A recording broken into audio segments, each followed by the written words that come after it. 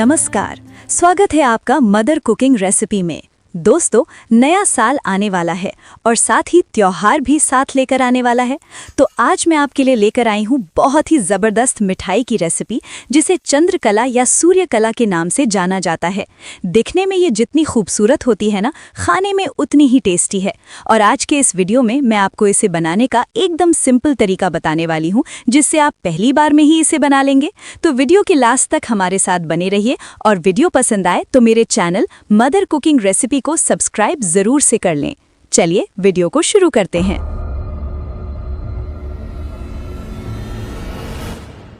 तो एकदम हलवाई जैसी चंद्रकला बनाने के लिए हम 1 कप मैदा लेंगे, करीब 200 ग्राम। इसमें आप मैदे का ही इस्तेमाल करें, आटे का इस्तेमाल ना करें। इतने मैदे में हमारी करीब 6 से 7 चंद्रकला आराम से बन जाएगी। अब इसमें हम डाल देंगे 2 चम्मच घी। घी डालने से चंद्रकला क्रिस्पी बनती है। अब इसे हम एक बार अच्छे से मिक्स कर देंगे और उसके बाद पानी डालकर आटा लगाएंगे। आपको मैं यहाँ पर बता दूं, घी के साथ ही हमें बेकिंग सोडा भी मैदे में ज़रूर डालना है। करीब 2 चुटकी आप खाना सोडा ज़रूर डाल दें। अब जैसा हम रोटी या चपाती के लिए आटा लगाते हैं, उससे थोड़ा सा ज़्यादा कड़ा इसे गूंथना है। बहुत ज़्यादा सॉफ्ट या पतला इसे ना गूंथें। तो थोड़ा थोड़ा करके इसमें हम पानी मिलाएंगे और इसका एक कड़ा डो हम बना लेंगे। ये देखिए। अब आगे हमें क्या करना है कि डो को कवर करके 15 मिनट के लिए ढककर रख देंगे, ताकि डो थोड़ा सा सेट हो जाए, और फिर उसके बाद हम चंद्रकला बनाना स्टार्ट करेंगे।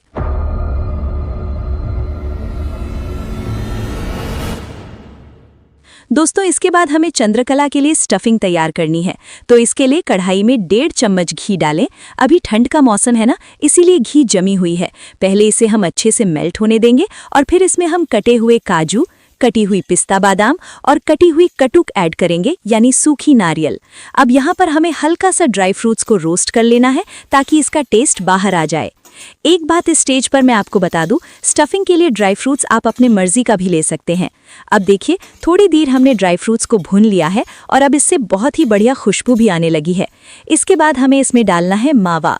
मावा करीब हमें 100 ग्राम डालना है, और ये आपको आराम से रेडीमेड मिल जाएंगे, या फिर आप चाहें तो दूध को जलाकर भी मावा निकाल सकते हैं। अब मावा को गर्म करने पर क्या होता है ना, कि इससे थोड़ा सा मॉइस्चर निकलता है, तो हमें बस इसे हल्का सा पका लेना है। मावा को भुनना ऑप्शनल होता है, लेकिन अगर भुन लेंगे तो इसका स्वाद और भी अच्छा हो जाता है। अब इसे मैं एक प्लेट में निकाल लूंगी और थोड़ा सा इसे पसारकर ठंडा होने दूंगी। तो थोड़ी देर तक इसे हम ठंडा होने के लिए रख देंगे, और उसके बाद इसमें हमें 1-2 आइटम और मिक्स करना है।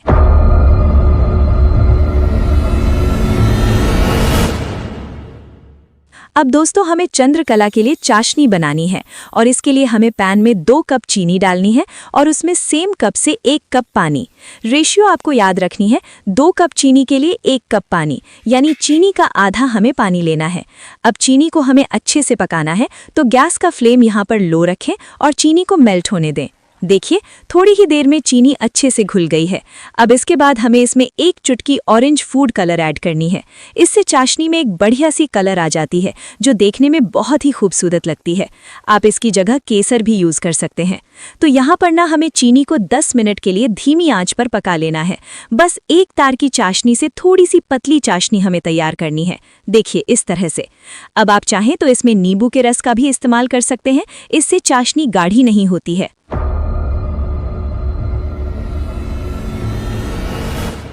आगे देखिए, अब हमारी मावा अच्छे से ठंडी हो गई है, तो इसके बाद हमें इसमें पिसी हुई चीनी डालनी है। ध्यान रखिएगा, जब मावा अच्छे से ठंडी हो जाए ना, उसके बाद ही हमें इसमें करीब 50 ग्राम पिसी हुई चीनी डालनी है। साथ ही इसमें कुटी हुई इलायची भी डाल दीजिए। इससे मावे में बहुत ही बढ़िया खुशबू के साथ इसका स्वाद भी बढ़ जाता है। एक बात का यहाँ पर ध्यान रखिएगा कि पिसी हुई चीनी मावा के ठंडा होने के बाद ही डालना है, नहीं तो गर्माहट के कारण चीनी गलने लग सकती है। और मार्केट में एक चीनी वाली और एक बिना चीनी वाली मावा भी मिलती है। तो अगर आप चीनी वाली मावा का इस्तेमाल कर रहे हैं, तो इसमें चीनी अलग से डालने की कोई आवश्यकता नहीं है।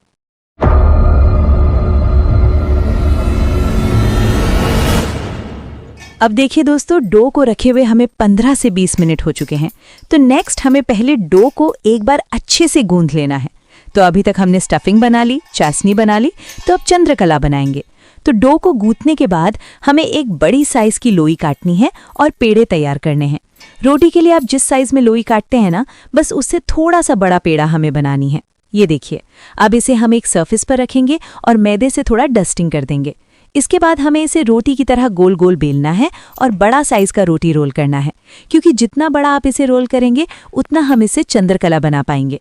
लेकिन ये भी ध्यान रखिएगा कि ये ज़्यादा पतला रोल ना हो जाए, इसीलिए लोई हमें बड़ी साइज की लेनी है। अब नेक्स्ट हमें इसे पूरी की साइज में कट करना है, तो एक छोटी वाली कटोरी या फिर ग्लास की मदद से आप इसे कट कर सकते हैं। बस एक जगह पर ग्लास को रखिए, हल्का सा प्रेस करते हुए घुमाइए और ये फिर चंद्रकला की साइज में आ जाएगी। इसी तरह से देखिए, एक एक करके मैं 4 पूरी की साइज में इसे कट कर लूंगी। और दोस्तों, इससे अब हमारी 2 चंद्रकला आराम से बनकर रेडी हो जाएगी। ये जो बाकी का बचा हुआ आटा है ना, इसे हम डो में दोबारा मिक्स कर लेंगे और फिर से गूंथकर इसका भी चंद्रकला हमें बना लेनी है।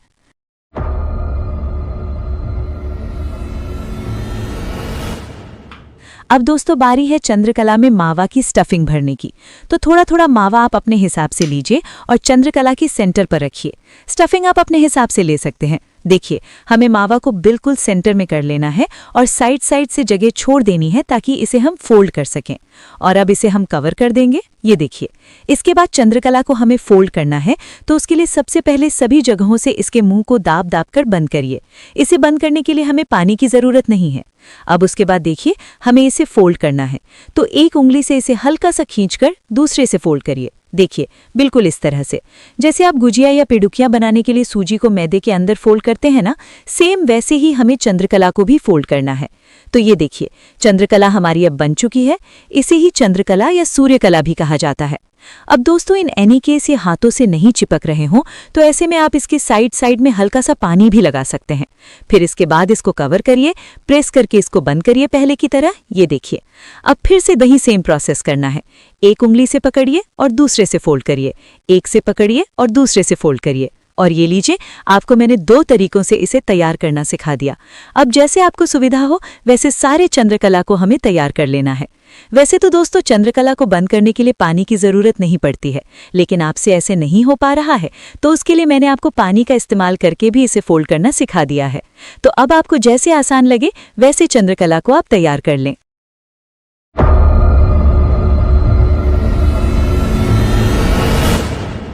दोस्तों, अब बारी आती है चंद्रकला को फ्राई करने की। तो इसके लिए मैंने कढ़ाई में तेल डाल दिया है और अब एक एक करके हमें इसमें चंद्रकला ऐड करनी है। एक बार देखिए, जितने चंद्रकला आराम से आ जाएं उतने ही डालें। जैसे मैं एक बार में सिर्फ 3 से 4 चंद्रकला ही तेल में फ्राई कर रही हूँ। अब दोस्तों, यहाँ पर एक बात बहुत ध्यान देने वाली है। जब आप चंद्रकला तेल में डालें ना, तो उस समय तेल का टेम्परेचर बिल्कुल लो रहना चाहिए। देखिए, सिर्फ थोड़े थोड़े बुलबुले ही निकलने चाहिए। इससे क्या होगा ना कि एक तो चंद्रकला ऊपर से बहुत जल्दी लाल नहीं होगी, जलेगी नहीं, और दूसरा अंदर तक ये अच्छे से पक जाएगी। एक बात और, अगर सेकंड बैच में चंद्रकला को डालते समय तेल थोड़ा ज़्यादा गर्म हो जाए, तो वैसे में आप पहले तेल को हल्का सा ठंडा कर लीजिए और फिर उसके बाद फ्लेम को ऑन करके सेकंड बैच में इसे फ्राई करें। दोस्तों, थोड़ी ही देर में ये पककर तेल के ऊपर तैरने लगती है और उसके बाद ही इसे आपको पलटना है। उससे पहले इसे बिना टच किए सिकने देना है, नहीं तो इसके टूटने का, स्टफिंग के बाहर निकलने का भी चांस रहता है। और ये लीजिए दोस्तों, अब चंद्रकला हमारी सिककर पककर हल्का हल्का सुनहरा कलर की हो गई है। तो अब आगे क्या? अब आगे दोस्तों, हमें साइड में फिर से चाशनी को गैस पर गर्म कर लेना है। अगर ये ठंडी हो गई है तो हल्का सा गर्म चाशनी में, यानी नॉर्मल गुनगुना चाशनी में ही हमें चंद्रकला को डालना है। अब बस तेल को हम अच्छे से छानकर चंद्रकला को निकालेंगे और फिर चंद्रकला को चाशनी में डाल देंगे। ये देखिए, ध्यान रखिएगा, चंद्रकला को ज्यादा फ्राई नहीं करना है। बस शुरुआती गोल्डन कलर में जैसे ही ये दिखने लगे, आप चाशनी को हल्का सा पहले गर्म करें और फिर इसे चाशनी में ट्रांसफर करें। ऊपर से हमें इस पर चाशनी डाल देनी है ताकि चाशनी में ये अच्छे से डूब जाएं। दोस्तों, वैसे तो चंद्रकला हमारी अच्छे से बन चुकी है, लेकिन फिर भी अभी ये खाने के लिए रेडी नहीं है। अब इसे हम चाशनी में 2 से 3 घंटे के लिए रहने देंगे। उससे क्या होगा ना कि चंद्रकला चाशनी को एब्जॉर्ब करके अंदर से भी जूसी और रसदार हो जाएगी।